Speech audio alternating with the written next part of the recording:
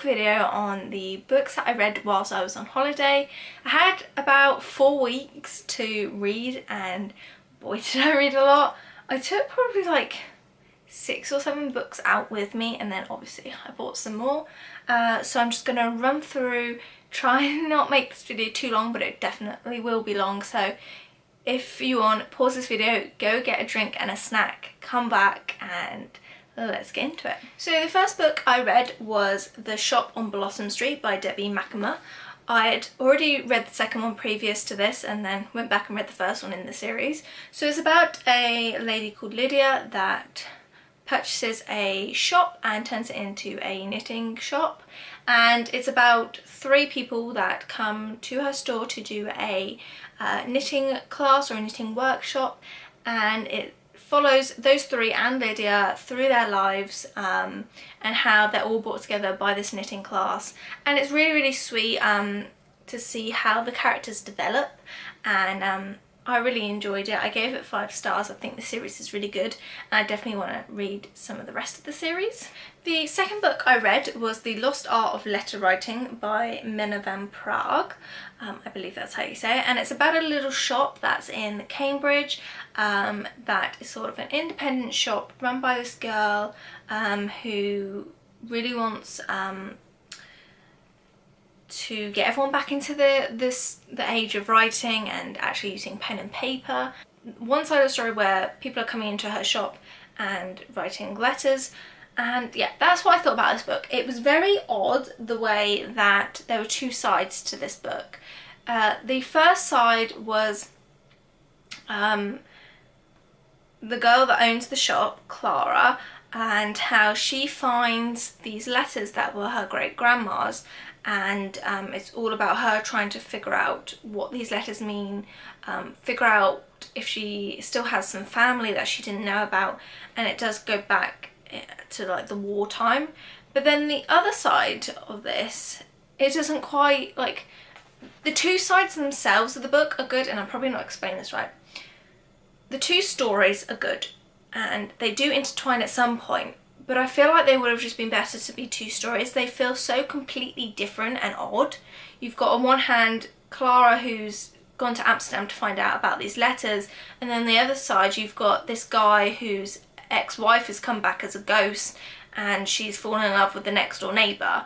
Like, they don't go together, but the stories themselves are good, just not together. So that's what I thought of this book, and I did give it only 3 stars because of that. I thought it was a little bit odd in that sense. The next book I read was Truly Madly Guilty by Liane Moriarty. I finished this obviously really quickly because I love her work.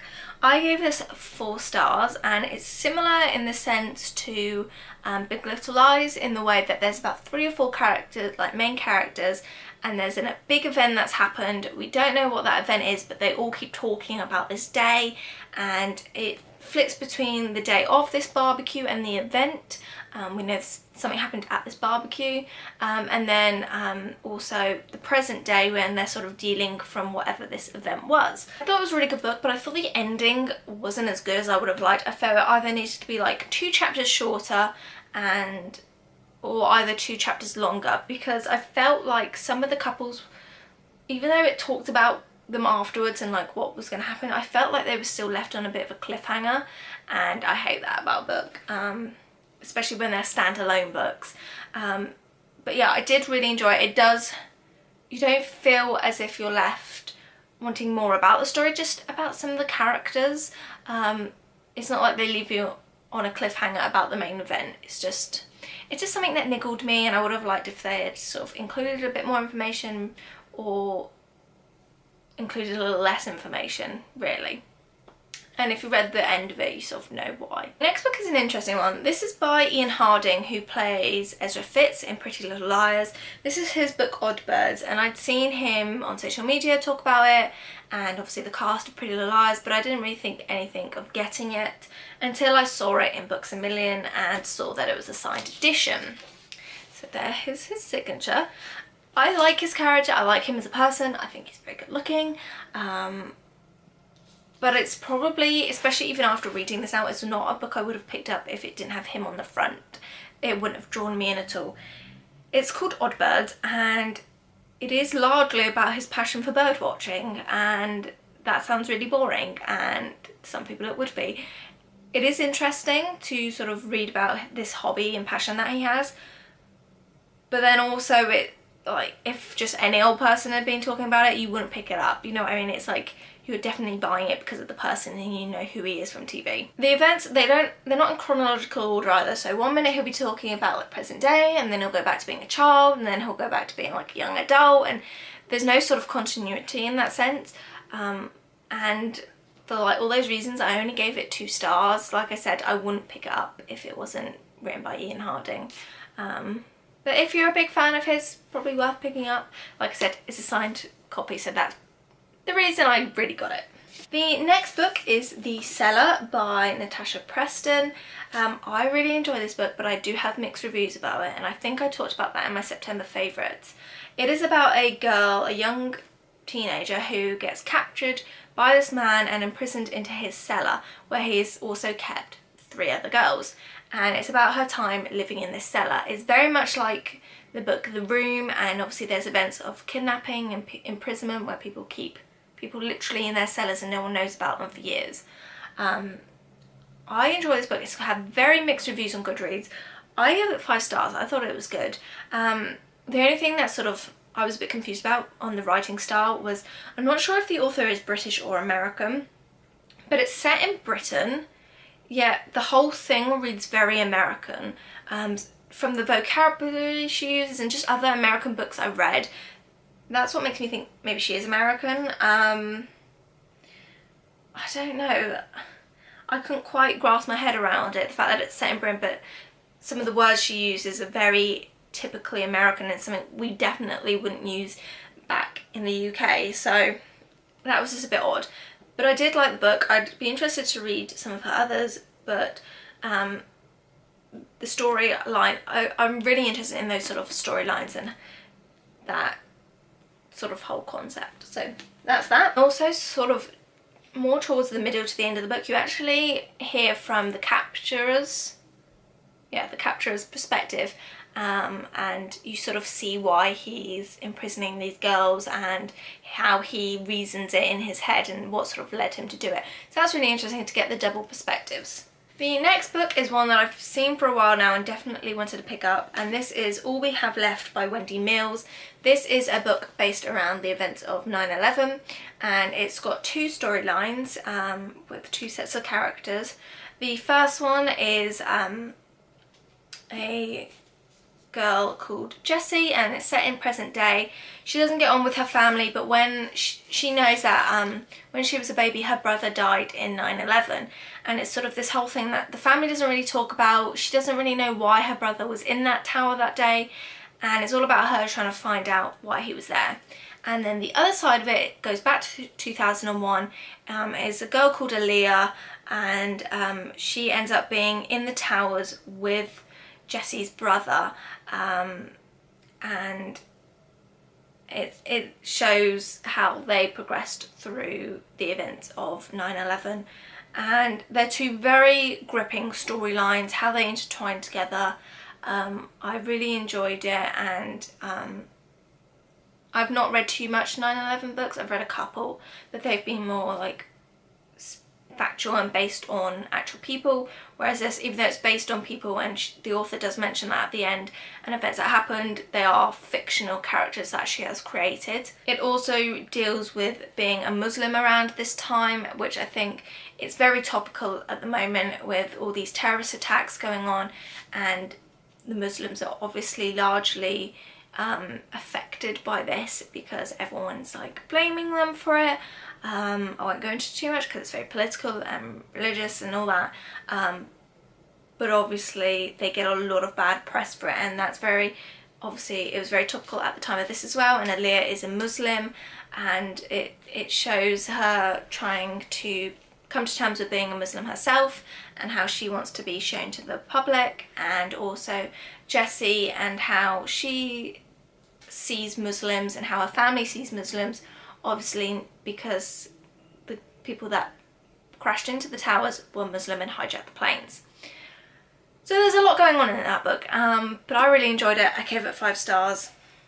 I can't say any more about it. Next book is The Orphans Tale by Pam Jenoff, and this is set during World War II, and again it's got 2 sets of main female characters, and I can't remember the names. There's Noah. She has been cast out by her family because she was pregnant by a Nazi soldier, and she's like sort of homeless, living at this train station. And one day she sees this cart, like a cattle train, come along, and there's all these babies and infants obviously going off to a concentration camp, and she decides to take one of these babies. She then lands herself in this circus, and that's where the story all surrounds this circus. And there is another girl called Astrid who has had to leave her husband because she's Jewish. He's a SS soldier, and obviously that can't happen. So she flees, and it's when these two meet, and it's all about how they deal with being in this circus and having to escape the Nazis, bringing up this little boy, and basically fighting for their lives and how their relationships come together. I really enjoyed it, surprisingly, more than I thought I would, and I really liked the aspect of the circus. I thought that was really interesting to see how a travelling circus would work still during the war. Again, I gave that 5 stars, and you sort of forget that Noah's only like 16, 17 in this book. She's already had a child, and now she's like facing all this travelling on her own. It's like really tense stuff, and like a lot for a 16-year-old to take on. And after, so even like for the couple of days after, I was thinking about this book and thinking about the characters, so it really did leave an impact on me and an impression. Next one is Casting Off by P.I. Paris. This was probably the one that I was most excited to read about. Yeah, I read it pretty towards the end of the holiday. It is about a care home in which one day some of the residents get a letter to say that their fees are going up, and some of the residents aren't going to be able to pay for these fees. And so what do they feel like doing? But they feel like barricading themselves in a room and protesting. And they're trying to think of how they can raise more money. They think their pensioners, how can they do this to them? And they do end up trying to set up like a sex hotline in a way, where like men can like call up and like talk dirty to an old lady.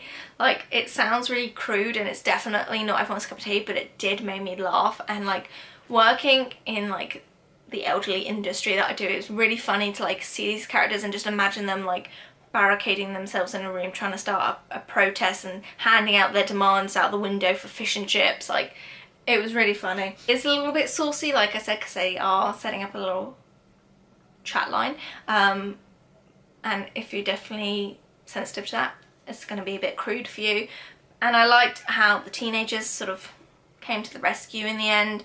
And yeah, I gave it 4 stars. Apparently it is based on a play, which has been very popular, but yeah, I enjoyed that. The next book I read was actually one I got for my mum for her birthday, and she read it and then I read it. And this is Dare to Dream by Izzy Judd. She is the wife of Harry Judd from McFly. She was also in A Scala. They've got 2 kids together, and this is about her story and his going through IVF to have their first baby. It's really interesting to read about because I am actually an IVF baby, so I could get more of an insight of like what my parents had to go through and like how much emotional strain it puts you on. She also did suffer a miscarriage, but I didn't know about, so that was interesting to read about, and also how she dealt with anxiety as well.